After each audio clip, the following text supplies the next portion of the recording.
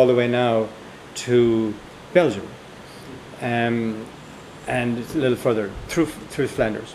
So once he got to Flanders, he was safe. And again, if you look at the map there, actually, he didn't go to. Apparently, that doesn't show him going to Paris. I don't know whether they did. They probably didn't go to Paris. They probably went directly out. It's hard to say.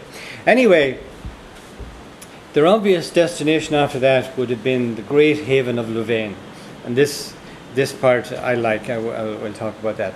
When the Earls arrived in Spanish Flanders, the governor, Archduke Albert of Austria, and his wife Infanta Isabel. These again are very famous people at the period. And remember now, Austria was Habsburg and Spanish. You see, when we say Spanish, maybe isn't the right thing to call it. It's Habsburgs. It was the Habsburgs who. So that the governor of Spanish Flanders was the Archduke of Austria. So these people would be all very much. Gave them luxurious apartments in their palace. 2 days later, they were given a military escort to Brussels, where the Marquis Ambrosio de Spagnola, commander-in-chief of the Spanish army in Flanders, invited them to a splendid banquet. Tygo Canon was there. So these are the little things that are fun, as they. This is one of the things they've dug up here recently. When greetings had been exchanged in abundance, they entered the hall of the Marquis. He himself arranged each one in his place. I was hoping Monsignor O'Neill was going to be here to hear this little part, because he would enjoy this place. My Monsignor loves this about the seating. You heard the story about this. His story about the O'Neills always sit at the head of the. Huh? If you haven't, I'll tell you the story. This is one of Monsignor's great stories. I'm pointing to an empty chair. Where back in Ireland in the old chieftains' days, when there was the blind harper, O'Neill, one of the O'Neills, and he was sitting down somewhere drinking ale with the servants or the lesser folks, and somebody told the chieftain that O'Neill was down there, and he got the chief guy. He says, "Oh, the blind O'Neill, the blind O'Neill is here. The harper is here." He says, "Get him up here." He says, "O'Neill always sits at the head of the table." And he shouted, and O'Neill piped out there. He says, "Wherever O'Neill sits is the head of the table." where an O'Neill sits is the head of the table. I love that one, and Monsignor loves that story. Anyway, he himself arranged each one in his place. Now this is the Marquis, sitting O'Neill in his own place at the head of the table. The papal nuncio, and this was written now way back, this is not, the papal nuncio to his right, the Earl of Tyrconnell to his left, O'Neill's children and Maguire next to the Earl, and the Spanish ambassador and the Duke of Aumale on the other side. Now isn't that interesting? Yeah, how they have, and that was a very important thing back in those days. The seating arrangement was everything. The rest of the illustrious, respected nobles at the table, the Marquis himself and the Duke of Osuna, were at the end of the table opposite O'Neill. The excellent dinner, which they partook of, was grand and costly enough for a king, and nothing inferior was the banquet. Gold and silver plate was displayed inside that no king or prince in Christendom might be ashamed of. Those are the little beauties that I just think are wonderful.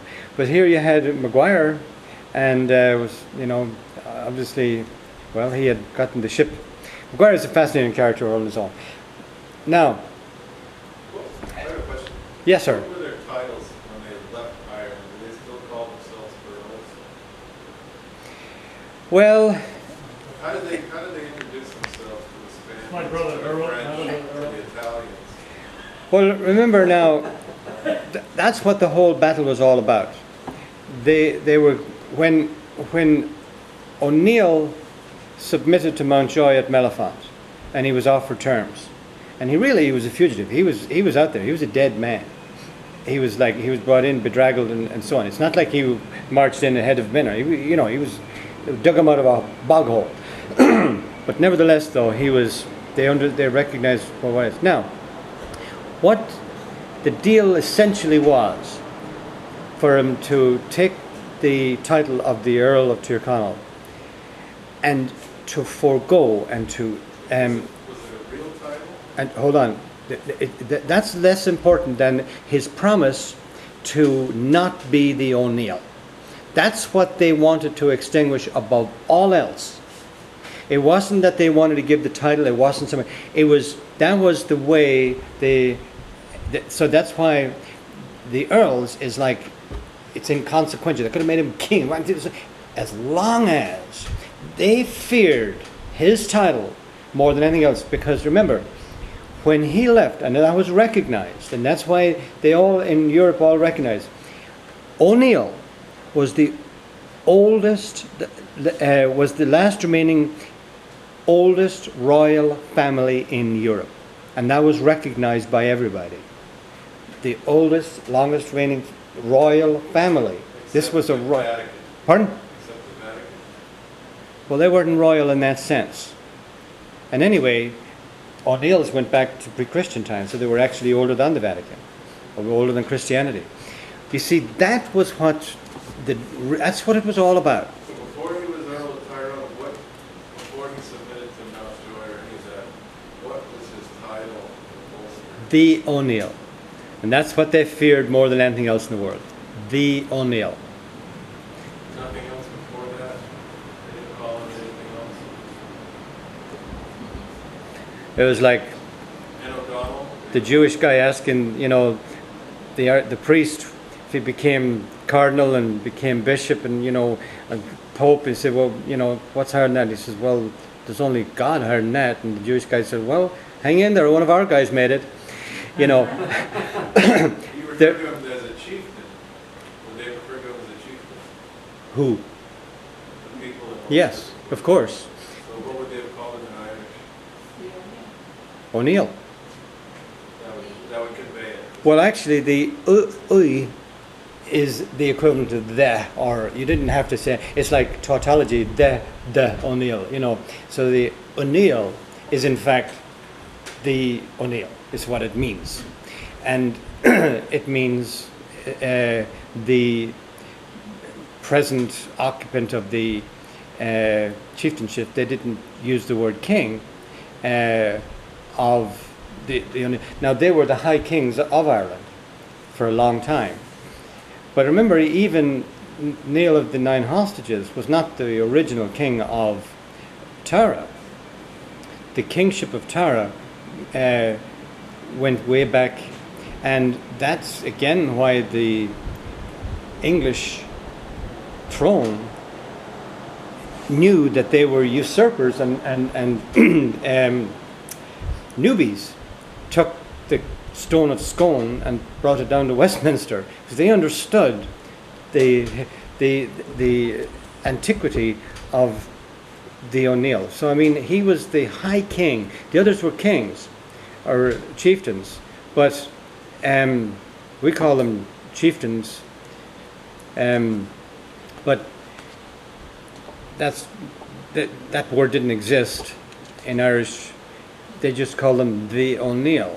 Now remember that represented everything in the Irish, in the Gaelic mind, just like the Maguire and that, because they put him there, they elected him, and he had in trust all of their lands, and he was the keeper of their laws. And again, somebody, I don't have it here, but somebody said that in all of Christendom and all of Europe, that he had never seen anybody or any people that were as faithful and as respectful or as of their laws, that were as identified with their laws, and would submit to them readily when it went against them, knowing that some other time it may be the other way around. But the Irish had an extraordinary adherence to the law. So it wasn't just the land, it was the law. So the Brehon system and the old Gaelic system was extraordinarily well developed, because the people adhered to it totally, because it was their freedoms. If the Brahmin, who basically went on precedent and said, no, that is the penalty for this, and that's what, and it had great wisdom, and they all abided by it without question. So it was all of those things wrapped into one person called the O'Neill. So it was a whole system that was like nothing else in Europe. And we're going to take a break now.